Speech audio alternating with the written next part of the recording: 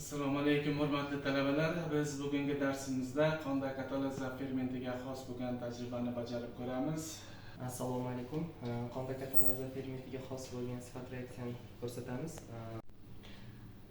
Qonda katalaza fermentiga xos sifat reaksiyani qilamiz. Kerakli jihozlardan bizga shtativlar, probirkalar va suyultirilgan reaktivlarimizdan suyultirilgan qon va vodorod peroksidining 1% eritmasi kerak bo'ladi. Birinchi bo'lib qon tarkibidagi katalaza fermenti qanday ishlash jarayonini ko'rsatamiz. Birinchi reaksiyamizda buning uchun bizga 15 tomchi vodorod peroksidi kerak bo'ladi, 1% eritmasi.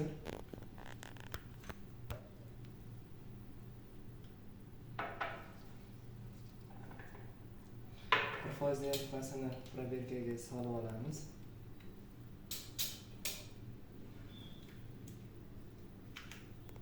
Buning ustidan bir necha tomchi suyultirilgan qon solamiz.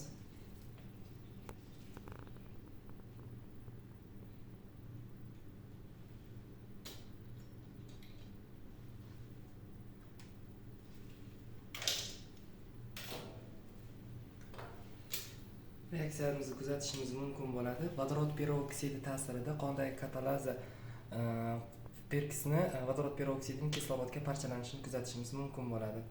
Qondagi katalaza faol. Ikkinchi reaksiyamiz uchun bizga suyultirilgan qon keladi, ya'ni qon tarkibidagi katalazani denaturatsiyaga uchrab, mana shu jarayonda kechmasligini, ya'ni vodorod peroksidining parchalanmasligini kuzatishimiz mumkin bo'ladi. Bizga kerak bo'ladi bir necha tomchi qon,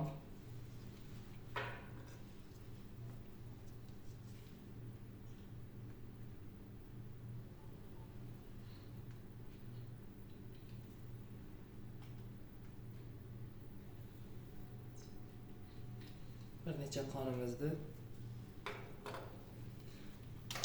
spirtli lampa orqali qizdirib olamiz, ya'ni qon tarkibidagi katalazani faolsizlantiramiz.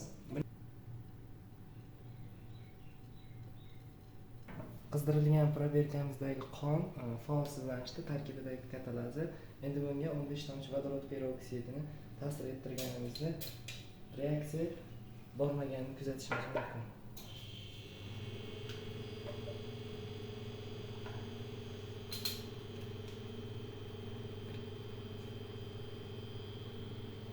Kuzatishimiz mumkinki qon tarkibidagi katalaza faollashmay denaturatsiyaga tushgan.